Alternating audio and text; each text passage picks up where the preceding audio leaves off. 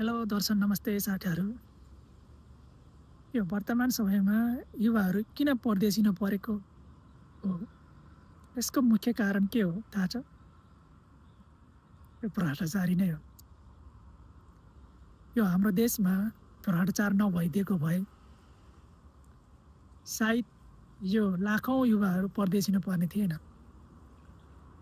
इतिहासको कुरालाई नकोट्याउँ, हालसालैको कुरा। यो भदौ 23 र 24को जेनजी आन्दोलनपछि भएका केही घटनाहरूलाई पनि ज्वलन्त उदाहरणको रूपमा लिन सकिन्छ। त्यतिखेर जेनजी आन्दोलनको क्रममा केही उद्योगहरू जस्तै भाटभाटेनीहरू, होटलहरू, सब कुराहरू तोडफोड भयो, जलाइयो, जसको कारण अहिले हिल्टन होटलमा काम गर्ने व्यक्तिहरू अहिले बेरोजगारमा छन्। अनि त्यो तोडफोड भएका, नष्ट भएका 15-16वटा भाटभाटेनीमा काम गर्नेहरू सबै अहिले बेरोजगारी नै छन्। अनि वर्षौँदेखि विद्युत महसुल नतिरेर देशलाई पङ्गु बनाइरहेका उद्योग कम्पनीहरू विद्युत ट्रङ लाइनको बक्यौता रकम नतिरेको कारणले गर्दाखेरि अहिले 30वटा भन्दा बढी उद्योगहरू पनि बन्द भए। यी सबै त बन्द भए, त्यसले कसलाई घाटा भयो थाहा छ? त्यसमा काम गर्ने सर्वसाधारणलाई घाटा हो। भाटभाटेनीमा काम गर्नेहरू लगभग सबै गर्दा अहिले एभरेजमा 30,000देखि 40-50,000सम्मको बेरोजगारी छन् होला।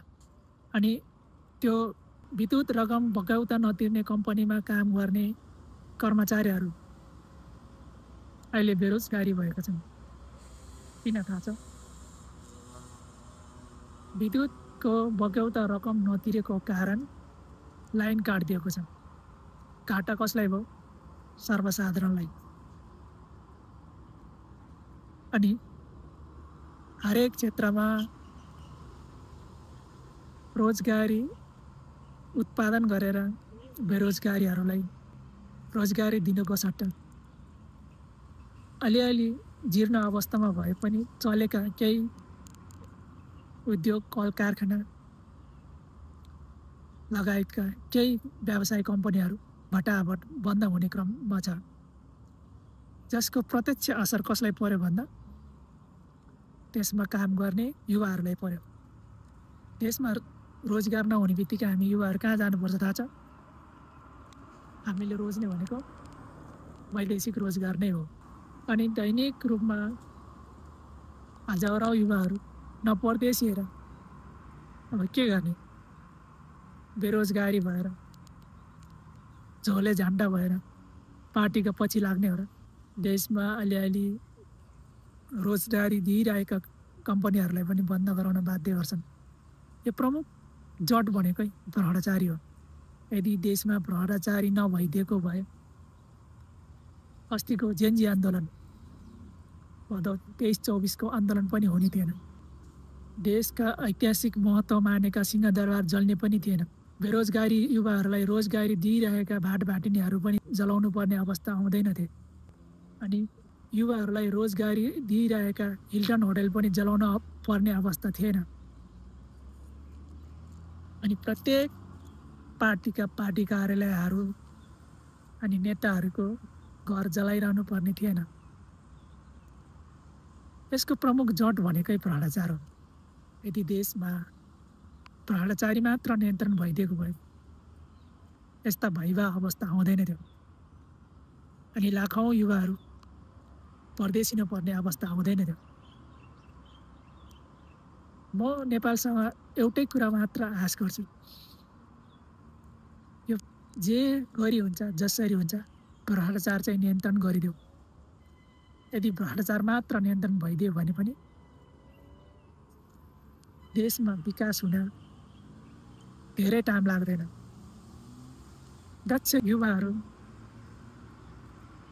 वैदेशिक रोजगारीमा लाग्नु पर्दैन। आफ्नै देशमा रोजगारीमूलक कामहरू सिर्जना गरेर नेपालमै बस्नेछन्। जसको फाइदा नेपाललाई हुनेछ। अहिले मानौँ एउटा युवा विदेशमा जानका लागि लगभग 4 देखि 5 लाखसम्म खर्च गर्छन्। त्यसमा 4 देखि 5 लाख खर्चमा आधी नेपालकै एजेन्टहरूले खाए पनि आधी विदेशका एजेन्टहरूले खान्छन्। त्यो भनेको पनि घाटै हो। युवाहरू विदेश गयो त्यो त घाटा छँदैछ। युवाहरूले विदेश जानका लागि खर्च गर्ने पैसा पनि घाटा नै हो। यदि देशमा भ्रष्टाचारी मात्र नियन्त्रण भइदिएको भए यो भइबा अवस्था हुँदैन थियो। अब यो भ्रष्टाचार नियन्त्रण गर्नका लागि भनेर अस्ति 2 दिनको समयमा त्यति धेरै उथल पुथल गरे केही उमेर समूहका युवाहरूले। तर अहिले 3 महिना बितिसक्यो, केही टुङ्गो लागेकै छैन। लगभग अवस्था पुरानोतिरै फर्किने भइसकेको छ। अनि सबै औद्योगिक क्षेत्रहरू गरेर अनि भाटभाटिनी लगायतका केही होटेलहरू अनि प्राइभेट सेक्टरहरूमा काम गर्ने व्यक्तिहरू गरेर लगभग 80,000 देखि 1 लाखसम्म युवाहरू बेरोजगार छन् नेपालमा अहिले। अब त्यो युवाहरूले वैदेशिक रोजगारीमा लाग्नु बाहेक अन्य उपाय नै देखिँदैन। अनि नेताहरू भन्छन् दक्ष युवाहरू विदेश गयो, स्वदेशमा काम गर्ने दक्ष जनशक्ति भएन भनेर रोइलो पनि गर्छन्। अनि भएका युवाहरूलाई रोजगारी पनि दिन सक्दैन। भएका रोजगारदाता कम्पनीहरू पनि भ्रष्टाचार गरेर बन्द गर्ने बाध्य बनाउँछन्। अनि तोडफोड गरेर बन्द गर्ने बाध्य बनाउँछन्। अनि युवाहरूले आफ्नो जीविकोपार्जन गर्नको लागि काम गर्न पाउने कि नपाउने? पाउने भए के काम गर्ने? यदि काम दिने कम्पनीहरू बन्द भयो भने अथवा व्यक्ति आफैले पनि रोजगार सिर्जना गरेर काम गर्न पाउने कि नपाउने? यदि यो महिनैपछि परिवर्तन भइरहने कानुनहरू यदि नभइदिएको भए कतिपय युवाहरूलाई त आफ्नै देशमा रोजगार सिपमूलक कामहरू गरेर आफ्नै देशमा बस्ने चाहना भएको युवाहरू पनि छन्।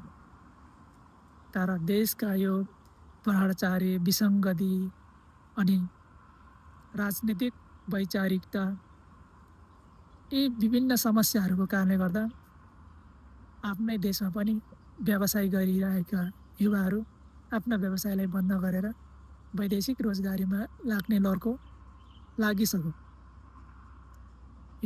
यसको मुख्य कारण भनेको के हो? राजनीतिक भ्रष्टाचारी।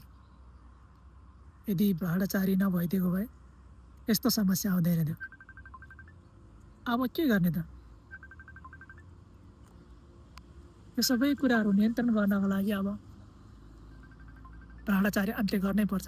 यदि भ्रष्टाचार अन्त्य गर्न सकेन भने यो लाखौँ परदेशी नै युवाहरू रोकिनेवाला छैन।